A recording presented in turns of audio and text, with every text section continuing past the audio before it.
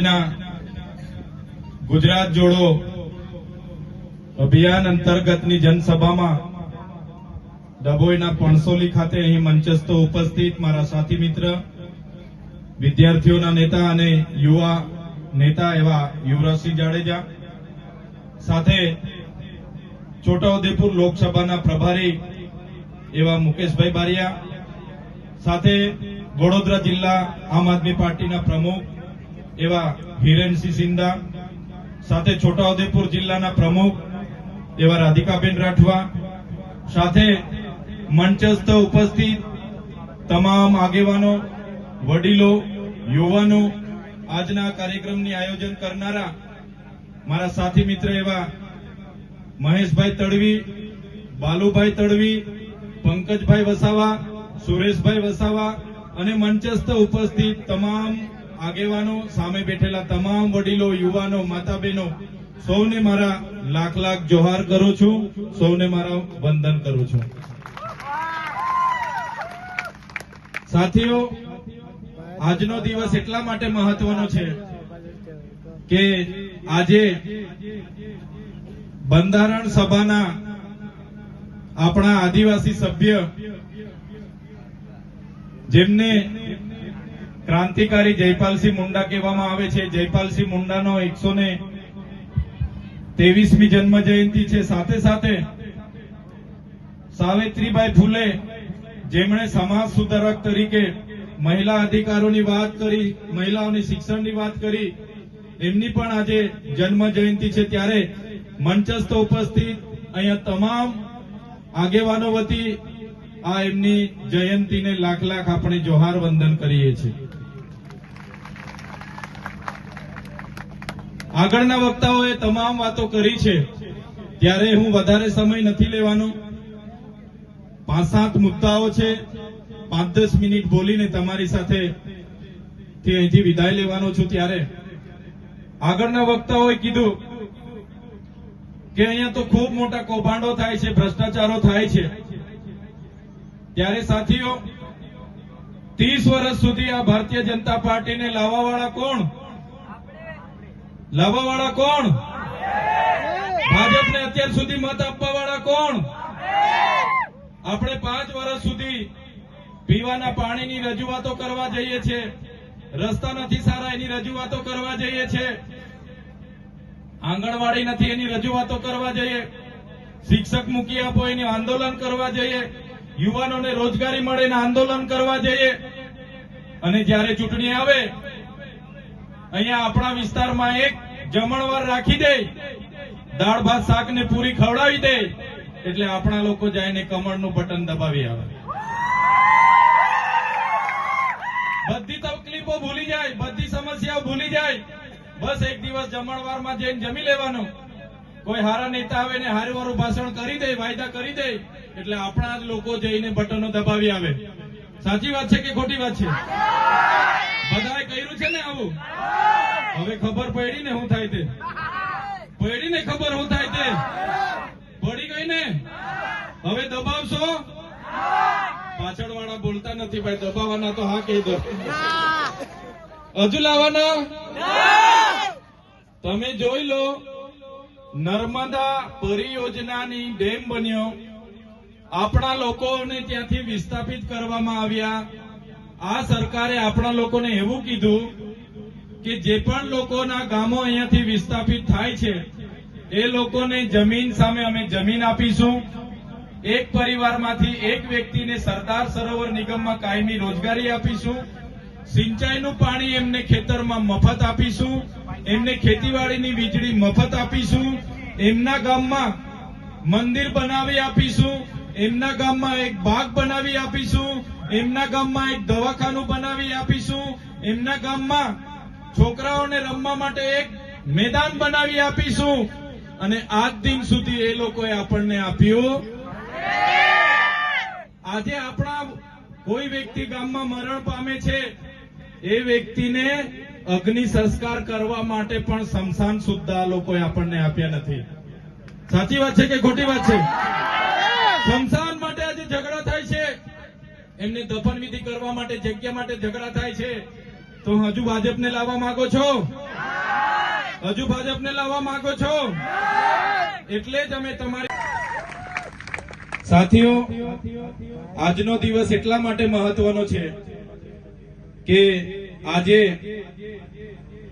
બંધારણ સભાના આપણા આદિવાસી સભ્ય, જેમને ક્રાંતિકારી જયપાલસિંહ મુંડા કહેવામાં આવે છે, જયપાલસિંહ મુંડાનો 123મી જન્મ જયંતિ છે. સાથે સાથે સાવિત્રીબાઈ ફૂલે, જેમણે સમાજ સુધારક તરીકે મહિલા અધિકારોની વાત કરી, મહિલાઓની શિક્ષણની વાત કરી, એમની પણ આજે જન્મ જયંતિ છે. ત્યારે મંચસ્થ ઉપસ્થિત અહીંયા તમામ આગેવાનો વતી આ એમની જયંતિને લાખ લાખ આપણે જોહાર વંદન કરીએ છીએ. આગળના વક્તાઓએ તમામ વાતો કરી છે, ત્યારે હું વધારે સમય નથી લેવાનો. 5-7 મુદ્દાઓ છે. 5-10 મિનિટ બોલીને તમારી સાથે અહીંથી વિદાય લેવાનો છું. ત્યારે આગળના વક્તાઓએ કીધું કે અહીંયા તો ખૂબ મોટા કૌભાંડો થાય છે, ભ્રષ્ટાચારો થાય છે. ત્યારે સાથીઓ, 30 વર્ષ સુધી આ ભારતીય જનતા પાર્ટીને લાવવાવાળા કોણ? લાવવાવાળા કોણ? ભાજપને અત્યાર સુધી મત આપવાવાળા કોણ? આપણે 5 વર્ષ સુધી પીવાના પાણીની રજૂઆતો કરવા જઈએ છીએ, રસ્તા નથી સારા એની રજૂઆતો કરવા જઈએ છીએ, આંગણવાડી નથી એની રજૂઆતો કરવા જઈએ, શિક્ષક મૂકી આપો એની આંદોલન કરવા જઈએ, યુવાનોને રોજગારી મળે એના આંદોલન કરવા જઈએ. અને જ્યારે ચૂંટણી આવે, અહીંયા આપણા વિસ્તારમાં એક જમણવાર રાખી દે, દાળ ભાત શાક ને પૂરી ખવડાવી દે, એટલે આપણા લોકો જઈને કમળનું બટન દબાવી આવે. બધી તકલીફો ભૂલી જાય, બધી સમસ્યાઓ ભૂલી જાય. બસ એક દિવસ જમણવારમાં જઈને જમી લેવાનું. કોઈ હારા નેતા આવે ને હારું ભાષણ કરી દે, વાયદા કરી દે, એટલે આપણા જ લોકો જઈને બટનો દબાવી આવે. સાચી વાત છે કે ખોટી વાત છે? બધાએ કર્યું છે ને આવું? હવે ખબર પડી ને શું થાય તે? પડી ને ખબર શું થાય તે? પડી ગઈ ને? હવે દબાવશો? પાછળ વાળા બોલતા નથી ભાઈ, દબાવવાના તો હા કહી દો. હજુ લાવવાના? તમે જોઈ લો, નર્મદા પરિયોજનાની ડેમ બન્યો, આપણા લોકોને ત્યાંથી વિસ્થાપિત કરવામાં આવ્યા. આ સરકારે આપણા લોકોને એવું કીધું કે જે પણ લોકોના ગામો અહીંયાથી વિસ્થાપિત થાય છે એ લોકોને જમીન સામે અમે જમીન આપીશું. એક પરિવારમાંથી એક વ્યક્તિને સરદાર સરોવર નિગમમાં કાયમી રોજગારી આપીશું. સિંચાઈનું પાણી એમને ખેતરમાં મફત આપીશું. એમને ખેતીવાડીની વીજળી મફત આપીશું. એમના ગામમાં મંદિર બનાવી આપીશું. એમના ગામમાં એક બાગ બનાવી આપીશું. એમના ગામમાં એક દવાખાનું બનાવી આપીશું. એમના ગામમાં છોકરાઓને રમવા માટે એક મેદાન બનાવી આપીશું. અને આજ દિન સુધી એ લોકોએ આપણને આપ્યું. આજે આપણા કોઈ વ્યક્તિ ગામમાં મરણ પામે છે, એ વ્યક્તિને અગ્નિ સંસ્કાર કરવા માટે પણ સ્મશાન સુદ્ધા લોકોએ આપણને આપ્યા નથી. સાચી વાત છે કે ખોટી વાત છે? સ્મશાન માટે આજે ઝઘડા થાય છે, એમને દફન વિધિ કરવા માટે જગ્યા માટે ઝઘડા થાય છે. તો હજુ ભાજપને લાવવા માંગો છો? હજુ ભાજપને લાવવા માંગો છો? એટલે જ અમે તમારી વચ્ચે આવ્યા છે. આમ આદમી પાર્ટીના સ્ટેજ પર બેઠેલા નેતાઓ તમે જોઈ લો, પણ સરકાર આપણે એમને ખાલી મત બેંક તરીકે ઉપયોગ કરે છે. આજે તમે જોયું હશે, અમારે ત્યાં વડાપ્રધાન શ્રીનો કાર્યક્રમ હતો. વડાપ્રધાન શ્રીના કાર્યક્રમમાં ડેડિયાપાડામાં આ લોકોએ તમે જોયું હશે, નાસ્તાના નામે 2 કરોડ રૂપિયાના નાસ્તાના બિલો, 2 કરોડ રૂપિયા ચાના બિલો, 50 લાખ રૂપિયા પીવાના પાણી, 16 લાખ રૂપિયાનો એમની એમ્બ્યુલન્સમાં ડીઝલ, 2 કરોડ ને 40 લાખ રૂપિયા એમના માટે ટોયલેટ, 7 કરોડ 71 લાખ રૂપિયા લોકો લાવવા માટે બસ વ્યવસ્થા, 15 કરોડનો ડોમ, મંડપ અને બેઠક વ્યવસ્થા. મને ત્યારે એ લોકો સામે અવાજ ઉઠાવવાની ફરજ પડી. એ પૈસા નરેન્દ્રભાઈ મોદીના ઘરેથી આવીને પ્રોગ્રામ કરતા, ભૂપેન્દ્રભાઈ પટેલના ઘરેથી આવીને પ્રોગ્રામ કરતા, કે હર્ષભાઈ સંઘવીના પૈસાથી પ્રોગ્રામ કરતા, મનસુખભાઈ વસાવાના પૈસાથી પ્રોગ્રામ કરતા, તો આ ચૈતરભાઈને વાંધો નતો. હું તો કેમ છું, ભાજપના નેતાઓના ઘરેથી 100 કરોડ નહીં, તમે 200 કરોડનો ડેડિયાપાડામાં પ્રોગ્રામ કરો, આ ચૈતરભાઈ વસાવાને ફરક નથી પડતો. પણ તમે આદિવાસી બાળકોના પૈસા, તમે આદિવાસી બાળકોના ફૂડ બિલના પૈસાના તમે દિવાળી કરો, આદિવાસી વિદ્યાર્થીઓના કુપોષણ માટેની આવેલી ગ્રાન્ટની તમે તાયફાઓ કરો, તમે ત્યાંના આદિવાસીઓના આવાસ માટે આવેલી ગ્રાન્ટનો ઉપયોગ કરીને દિવાળીઓ કરો, ત્યારે આ ચૈતર વસાવા સાખી નથી લેવાના. અને જે પણ લોકોએ ખર્ચા કર્યા છે, જે પણ લોકોએ આદિવાસી ગ્રાન્ટમાંથી ખર્ચા કર્યા છે, એવા એજ્યુકેટિવ એન્જિનિયર સતીશભાઈ મોદી હશે, કે નર્મદા કલેક્ટર સંજયભાઈ મોદી હશે, કે એ સાંસદ હશે, કે એમના વડાપ્રધાન હશે, અમે 1-1 રૂપિયાનો હિસાબ લઈશું અને એ રૂપિયા રિકવરી કરવા માટેની સરકારને ફરજ પડીશું. ત્યારે આદિવાસી ગ્રાન્ટનો ઉપયોગ એમના વિકાસ પર્વોમાં, વિકાસ મહોત્સવમાં, એમના અમૃત મહોત્સવમાં, એમના માર્ચ યુનિટીમાં, એમની ગૌરવ યાત્રામાં કરોડો ને કરોડો રૂપિયા ખર્ચવામાં આવે છે.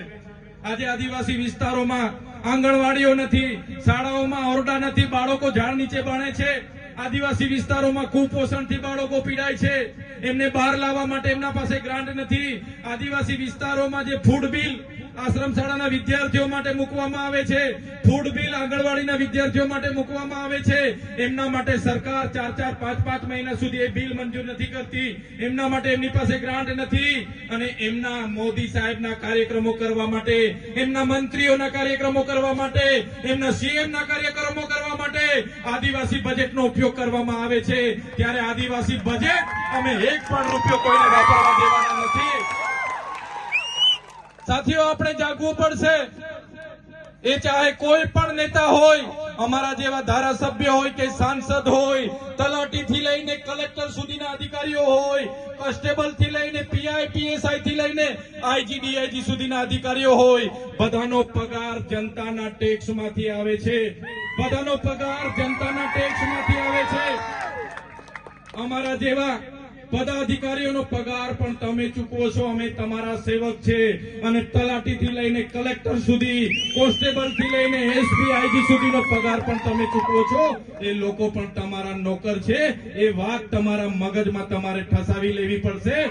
જે દિવસે તમે માલિક બનીને એમના પર કામ લેવા જશો, તે દિવસે એ લોકોની છઠ્ઠીનું દૂધ પણ યાદ આવી જવાનું છે. સાથીઓ, જાગવું પડશે. સંવિધાનમાં આપણા અધિકારો મળ્યા છે.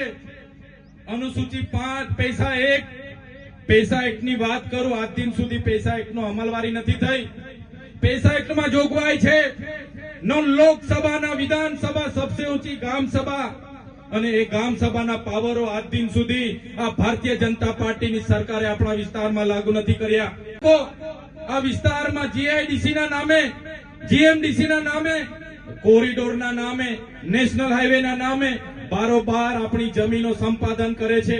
આપણા લોકોને ડરાવે છે, ધમકાવે છે, અને પોલીસનો હાથો બનાવીને, પોલીસનો ઉપયોગ કરીને એ જમીનો ખાલી કરાવે છે. ત્યારે અહીંના પણ ભાજપના નેતાઓએ આગળ અમારા આદિવાસી લોકો ઝૂંપડાઓ બનાવીને ત્યાં પોતાની રોજગારી કરતા હતા, એમના ઝૂંપડાઓ પણ તોડાવેલા છે. ત્યારે આ મંચ પરથી ભાજપના નેતાઓને, એમના પોલીસ અધિકારીઓને કહેવા માંગુ છું, એ લોકો પણ સાંભળી લે. અમારા આદિવાસીઓને, અમારા ગરીબ લોકોને, અમારા દલિતો, વંચિતો, અમારા પાટીદાર હશે કે રાજપૂત હશે, અમારા એક પણ માઇનોરિટીના લોકોને તમે હાથ લગાડશો તો આવનારા દિવસોમાં અમે તમારા મોર બોલાવી દઈશું. મોર. આ કોંગ્રેસ નથી, આ આમ આદમી પાર્ટી છે. તમે કોંગ્રેસના લોકો સાથે મિલીજુલી કરીને અત્યાર સુધી તમારી તાલુકા પંચાયત, જિલ્લા પંચાયત તમે ચલાવી હશે, તમે ધારાસભ્ય જીત્યા હશે, પણ આ મંચ પરથી કહેવા માંગુ છું, અમારા એક આમ આદમી પાર્ટીના આગેવાન તમારી સાથે છે. અમારા એક પણ આમ આદમી પાર્ટીના લોકોને એ ભાજપના નેતાઓ ડરાવવાની વાત કરશે, ધમકાવવાની વાત કરશે, અમારા લોકો પર રેડો કરાવવાની વાત કરશે, જીબીની રેડો કરાવવાની વાત કરશે, પોલીસ રેડોની વાત કરશે, તો આવનારા દિવસોમાં મોરે મોરો અમે બોલાવી દઈશું એ લોકોને. અહીંયા જેટલા પણ મીડિયાના મિત્રો છે, જેટલા પણ પોલીસ અધિકારીઓ કાયદા અને વ્યવસ્થા માટે ઉપસ્થિત છે, એમના માટે એકવાર જોરદાર તાળીઓ પાડી લો સાથીઓ. એવા ઈમાનદાર પોલીસ અધિકારીઓ જે આપણી રક્ષા કરે છે, આપણી શાંતિ સલામતી અને સુરક્ષાની ફરજ નિભાવે છે, એમને ચૈતર વસાવા કડક હાથે સલામ કરે છે. પણ આ મંચ પરથી એટલું જરૂર કહીશ, કેટલાક એસી ચેમ્બરોમાં બેઠેલા ઉચ્ચ પોલીસ અધિકારીઓ અમારા લોકોને હેરાન કરવાના આદેશો આપે છે. ભાજપના ધારાસભ્ય, ભાજપના સાંસદના પટ્ટા ગળામાં પહેરીને એમની ગુલામી કરવાનું કામ કરે છે. એવા પોલીસ અધિકારીઓ પણ કહેવા માંગુ છું, અમારા લોકોને રંજાડવાનું બંધ કરી દેજો, નહીં તો આવનારા દિવસોમાં તમારો પણ હિસાબ કિતાબ કરી દઈશું.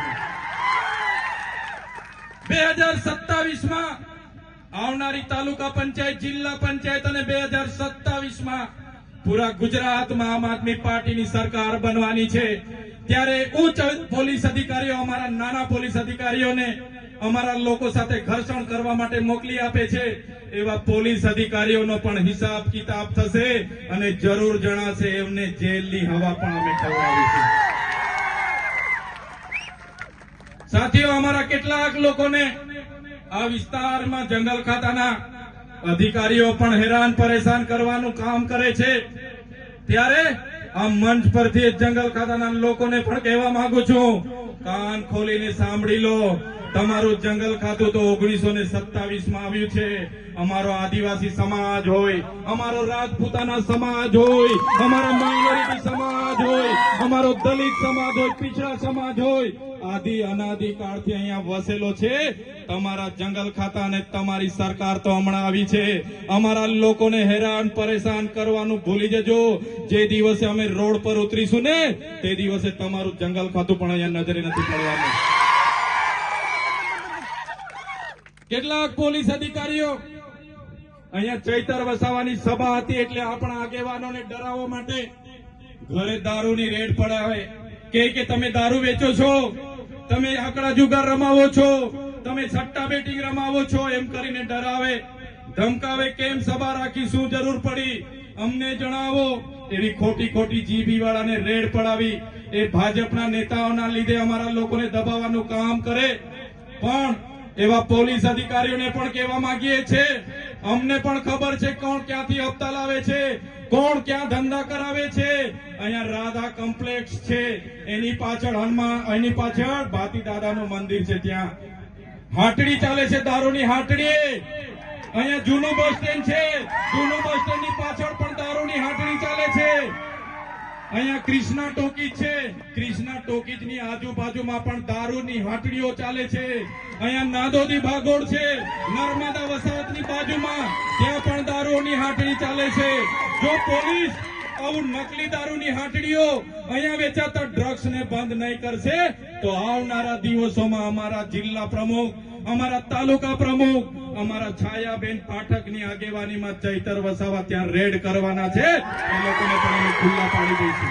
સાથીઓ, હું તો કોર્પોરેટરોના નામ પણ તમને જણાવી શકું છું, કોણ કોણ 2 નંબરના ધંધા કરે છે. તાલુકા જિલ્લા પંચાયતના સભ્યના નામ પણ જાહેર કરી શકું છું, કોણ કોણ ધંધા કરે છે. એ PIPSI ના નામ પણ જાહેર કરી શકું છું, કોણ કોણ હપ્તા લેવા જાય છે. આવનારો કાર્યક્રમ હશે, આજે તો ખાલી ટ્રેલર છે, આવનારા દિવસોમાં આવીશ, બધાના નામો જાહેર કરીને જઈશ. ત્યારે આ આદિવાસી સમાજ, આ દલિત વંચિત સમાજ, આ માઇનોરિટી સમાજે આ દેશને ઘડવાનું કામ કર્યું છે. દેશની આઝાદીમાં અમારો રાજપૂતાના સમાજ, આ બધા લોકોએ દેશની આઝાદીમાં પોતાનું યોગદાન આપ્યું, બલિદાનો આપ્યા, શહીદી વહોરી અને આ દેશને આઝાદ કર્યો. ગોરા અંગ્રેજો ત્યારે ઓળખાઈ જતા હતા, એ લોકોને ભગાડી દીધા. આજે કાળા અંગ્રેજો ગુલામી તરફ આ દેશને લઈ જઈ રહ્યા છે. આ દેશમાં લોકશાહી આવી, લોકશાહીના ઢબે આજે ચાલતું નથી. આજે અમલદારશાહી ચાલે છે, આજે નોકરશાહી ચાલે છે. ત્યારે અમે જનતાને કહેવા માંગીએ છીએ, આમ આદમી પાર્ટીની ઈમાનદાર રાજનીતિમાં તમે આવી જાઓ. આવનારા દિવસોમાં એ ભ્રષ્ટાચારી શાસનને આપણે ઉખેડીને ફેંકી દેવાનું છે. સાથીઓ, તમને ખબર છે મનરેગાની યોજના એક કાયદો બન્યો. એ કાયદાની અંતર્ગત આપણને 100 દિવસની રોજગારી મળતી હતી. આ ભાજપના કેટલાક નેતાઓ, એમના કોન્ટ્રાક્ટરો, એમના મંત્રીઓ, એમના મંત્રીના પુત્રોએ કરોડો રૂપિયાના કૌભાંડો કર્યા. ગરીબ લોકોના અનાજના પૈસા છીનવાયા, રોજગારી છીનવાઈ. ત્યારે એ કૌભાંડ અમે ઉજાગર કર્યું. એ કૌભાંડ ઉજાગર કર્યું, પૂરા ગુજરાત અને દેશમાં ઉજાગર કર્યું. ત્યારે આ ભારતીય જનતા પાર્ટીની સરકારે મનરેગાનું નામ બદલીને જી રામજી નામ રાખવાના પ્રયાસો કર્યા છે. ત્યારે આ ભાજપની સરકારને કહેવા માંગુ છું, જી રામજી, અમારા વડીલોએ તો કીધું રામજી અમારા હૈયે વસે છે, તો તમારા કૌભાંડો છુપાવવા માટે તમે ભગવાનનો ઉપયોગ કર્યો છે. પણ એનાથી તમારા કૌભાંડો છુપાવવાના નથી. તમારા કૌભાંડો તમારા ભ્રષ્ટાચારી નેતાઓને આવનારા તાલુકા અને જિલ્લા પંચાયતોમાં અમે ઉખેડીને ફેંકી દેવાના છે. તમે સાથીઓ જોયું હશે, ગામડે ગામડે નલ સે જલના નામે અહીંના ધારાસભ્યના માણસો, સાંસદના માણસોએ ગામડે ગામડે પાઇપો નાખી દીધી, નળ નાખી દીધા, અને એક પણ ગામમાં નળમાંથી પાણી નથી આવતું. અને આજે નળ અને બધા શોભાના ગાંઠિયા હમણાં કૌભાંડો કર્યા. ત્યારે ભારતીય જનતા પાર્ટીને એમના તાલુકા સભ્ય, એમના જિલ્લા સભ્ય, એમના મળતિયાઓ જે કૌભાંડો કર્યા છે, ત્યારે અહીંયા ઉપસ્થિત થયેલા તમામ યુવાનો, વડીલો, મારી માતા બહેનોને કહેવા માંગુ છું, આવનારી જિલ્લા પંચાયત અને તાલુકા પંચાયતમાં જેટલા પણ મનરેગાના કૌભાંડ થયા છે, જેટલા પણ નલ સે જલના કૌભાંડ થયા છે, જેટલા પણ બ્રિજ બનાવવામાં કૌભાંડ થયા છે, જેટલા પણ રોડ બનાવવામાં કૌભાંડ થયા છે, જેટલા પણ અનાજ આપવામાં કૌભાંડ થયા છે, એ તમામ કૌભાંડોનો બદલો લેવા માટે તૈયાર થઈ જાઓ. જય આદિવાસી, જય જોહાર.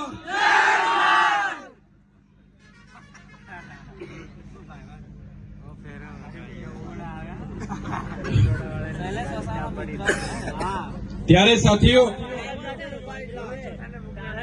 વધારે વાત નથી કરતો. મારા વડીલો, મારા સંતો, મારા મહંતો, મારી માતા બહેનો પણ બેઠી છે.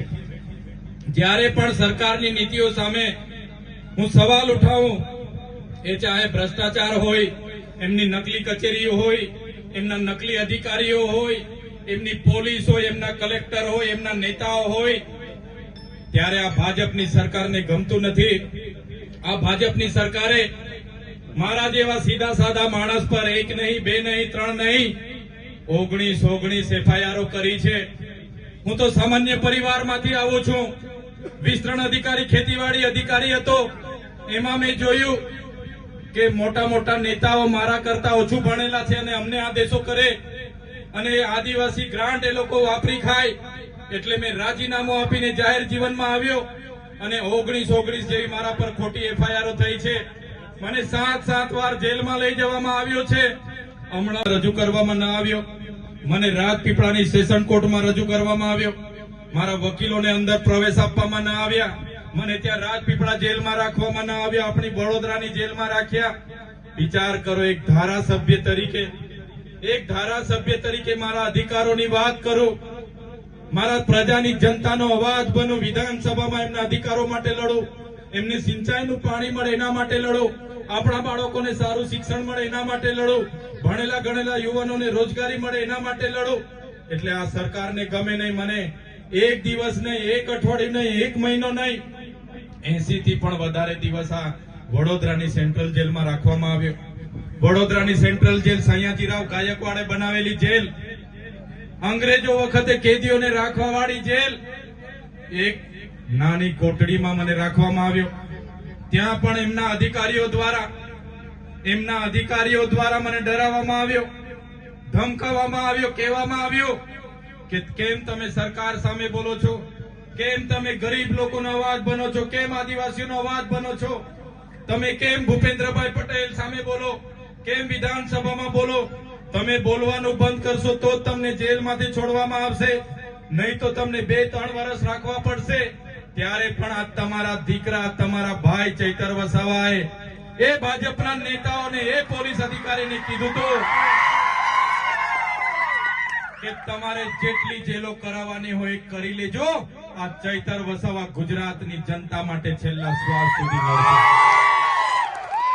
એમને કીધું હતું આ જેલની થાળી છે, આ જેલની થાળીમાં જ્યાં સુધી ચણા રહેશે ચૈતરભાઈ વસાવાનું આ જેલમાં આવવા જવાનું બન્યું રહેશે ભાઈ. અમે જેલથી બીવાવાળા લોકો નથી. અમે સરકાર સામે જ્યાં પણ અન્યાય થશે ત્યાં લડવાવાળા લોકો છે. સાથીઓ, તમે જોયું હશે તારીખ પર તારીખ, તારીખ પર તારીખ, તારીખ પર તારીખ, એમ કરતા કરતા કરતા 80 દિવસ બાદ એ સેન્ટ્રલ જેલમાંથી હું નામદાર હાઈકોર્ટના હુકમથી છૂટ્યો. જેવો બહાર આવ્યો, અમારા બધા આગેવાનો મને લેવા માટે આવ્યા. એમણે મને કીધું, ચૈતરભાઈ, જામીન તો અમે કરાવ્યા, માંડ માંડ થયા, પણ તમારે ડેડિયાપાડા મત વિસ્તારમાં તમને પ્રવેશ બંધી છે. ડેડિયાપાડા તમે જઈ નહીં શકો. ત્યારે મારા જે લોકોએ મને મત આપ્યા, જે લોકોએ મને ધારાસભ્ય બનાવ્યો, જેમના માટે મારું ત્યાં કાર્યાલયમાં હું બેસીને કામ કરું, જ્યાં ડેડિયાપાડામાં મારું ગામ, મારું ઘર, મારો પરિવાર, પણ મારે ત્યાં નહીં જવાનું. ભાજપના કેટલાક નેતાઓના ઇશારે, ભાજપના કેટલાક પોલીસ અધિકારીઓના ઇશારે એવી શરતો મૂકવામાં આવી, એમની એવી ડિમાન્ડ મૂકવામાં આવી કે ચૈતર વસાવાને આદિવાસી વિસ્તારોમાં પ્રવેશબંધી ફરમાવો, ચૈતર વસાવાને નર્મદા જિલ્લામાં પ્રવેશબંધી ફરમાવો, અને મને મારા મત વિસ્તારમાં જવા માટે પ્રવેશબંધી છે. આજે પણ મારા ડેડિયાપાડામાં હું જઈ નથી શકતો. આજે પણ હું મારા ડેડિયાપાડામાં પગ મૂકું એટલે ત્યાં મારી સરહદ રદ થાય, સરહદ બંધ થાય અને મારે ફરી જેલમાં જવું પડે. આ નીતિ આ સરકારની રહી છે. ત્યારે આ સરકારને પણ કહેવા માંગુ છું, તમે મને ડેડિયાપાડાથી કાઢી નાખશો, તમે મને નર્મદાથી કાઢી નાખશો, તમે મને ગુજરાતના આદિવાસી વિસ્તારોમાંથી કાઢી નાખશો, પણ આ ચૈતર વસાવા અમારા લોકોના મનમાં અને દિલમાં રહી છે. ત્યાંથી ક્યારે કાઢી નથી શકવાના. ત્યાંથી તમે ક્યારે કાઢી નથી શકવાના. અને અમે જયારે જેલમાં હતા ત્યારે અમારા સાંસદ, આ બાજુના નેતાઓએ ફિરકી લીધી, આપણા લોકોને કીધું કે ચૈતર વસાવા હવે જેલમાં છે, એ ક્યારેય છૂટવાના નથી, એમની રાજનીતિ પૂરી થઈ ગઈ, એમનું કેરિયર પૂરું થઈ ગયું. ત્યારે તમારા બધાના આશીર્વાદથી, મારા વડીલોના આશીર્વાદથી, મારી માતા બહેનોના આશીર્વાદથી આજે છૂટીને તમારા વચ્ચે આવ્યો છું. ત્યારે એવા નેતાઓને પણ तुमको क्या लगता था नहीं लौटेंगे? गलत. जब तक तोड़ेंगे नहीं तब तक छोड़ेंगे नहीं. ત્યારે સાથીઓ, આજે આવડી મોટી સરકાર સામે લડવા, એમની પોલીસ સામે લડવા, એમની તમામ તાકાતો સામે, યંત્ર મંત્ર તંત્ર સામે લડવા માટે મને તમારા બધાના સહકારની જરૂર છે. આમ આદમી પાર્ટીના તમામ યોદ્ધાઓ આજે મહેનત કરે છે, ઈમાનદારીથી લોકસેવા કરે છે, પણ એમને સત્તાની જરૂર છે. ત્યારે આવનારી તાલુકા અને જિલ્લા પંચાયતમાં તમારા બધા જ લોકોએ મહેનત કરવાની છે, તમારા બધા જ લોકોએ પ્રયાસ કરવાના છે, અને આવનારી તાલુકા અને જિલ્લા પંચાયતમાં આમ આદમી પાર્ટીની અહીંયા સત્તામાં બોડી બનાવવાની છે. એ વિનંતી કરવા માટે હું તમારી વચ્ચે આવ્યો છું. પ્રશ્ન ઘણા છે, સવાલો ઘણા છે, રજૂઆતો આપણે ઘણી કરીએ છીએ, પણ આ ભાજપની તાનાશાહી સરકારના નેતાઓ સાંભળી નથી રહ્યા, આપણા લોકોને હેરાન કરે છે. આગળ આપણા લોકોએ અહીંયા દારૂના હડ્ડાઓ પર રેડ કરી, એમને ખોટી રીતે મારવામાં આવ્યા, એમને ડરાવવામાં આવ્યા, પણ એમને ધમકાવવામાં આવ્યા, પોલીસનો ઉપયોગ કરવામાં આવ્યો. પણ આજે ચૈતર વસાવા તમારી સાથે છે. આજે આમ આદમી પાર્ટી, અરવિંદ કેજરીવાલજી, ઈસુદાન ગઢવીજી, ગોપાલ ઇટાલિયાજી, આજે બધા જ અમે તમારી સાથે છે. આપણા આદિવાસી સમાજ હશે, દલિત હશે, વંચિત હશે, રાજપૂતાના હશે, દરેક સમાજને જ્યારે પણ અમારી જરૂર હશે, આમ આદમી પાર્ટી રાતે 2 વાગે પણ આવીને ઉભી હશે.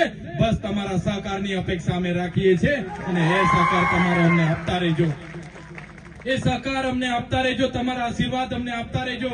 આ જ પ્રકારનો તમારો પ્રેમ, તમારો ભાવ અમને આપતા રહેજો, અને આવનારા દિવસોમાં ફરી તમારી વચ્ચે આવીને તમને મળીશું અને આવનારા દિવસોમાં આગળ વધીશું. એ જ વાત સાથે આજે અમને અહીંયા બોલાવ્યા, અમારું સ્વાગત કર્યું, સન્માન કર્યું, અમને તમે શાંતિથી સાંભળ્યા, એ બદલ તમામ લોકોનો હું ખૂબ ખૂબ આભાર માનું છું.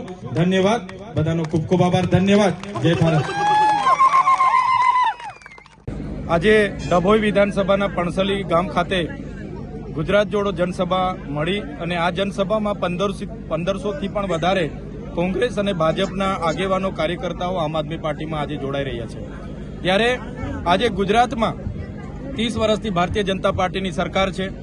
અહીંયા ડભોઈની નગરપાલિકા હોય, આ ડભોઈ મત વિસ્તાર હોય, માત્ર ને માત્ર ભાજપના જે કોન્ટ્રાક્ટરો છે એમના જે ચૂંટાયેલા પ્રતિનિધિઓ છે એમણે જ પોતાના ઘર ભરવાના કામ કર્યા છે. આજે સામાન્ય જનતા આજે પણ અનેક સવાલો લઈને અમારી સમક્ષ આવી છે. એમને રસ્તાના તકલીફ છે, નળમાંથી પાણી નથી આવતું, મનરેગાની રોજગારી નથી મળતી. આજે એમના ઘરો જવા માટે, ગામે જવા માટે પણ રસ્તાઓ નથી. આવાસ માટે ઘણા લોકોએ ફોર્મ ભર્યા છે, આજે પણ આવાસો મળ્યા નથી. માત્ર ને માત્ર આદિવાસી હોય, દલિત હોય, વંચિત હોય, રાજપૂતોના તમામ સમાજનો મતબેંક તરીકે અહીંના નેતાઓ ઉપયોગ કરે છે એવી અમને ફરિયાદ મળી છે. સાથે સાથે ખૂબ મોટા પ્રમાણમાં નકલી અંગ્રેજી દારૂ વેચાય છે અને અહીંયા ડ્રગ્સ પેડલરો ડ્રગ્સ પણ વેચે છે એવા ઘણા સ્થળોની પણ ફરિયાદો અમને મળી છે. ત્યારે અમે આજે બધા જ લોકોને કીધું છે કે આવનારી તાલુકા અને જિલ્લા પંચાયતોમાં બધા તૈયાર થઈ જાય, આમ આદમી પાર્ટીની બોડી બને એવા અમે બધા પ્રયાસો કરીશું. આમ આદમી પાર્ટી સ્વતંત્ર લડવાની છે ત્યારે અમને પૂરેપૂરો જનતા પર વિશ્વાસ છે. આ વખતે પરિવર્તન આવશે અને આમ આદમી પાર્ટી તાલુકા, જિલ્લા અને નગરપાલિકા ડભોઈ મત વિસ્તારમાં જીતશે.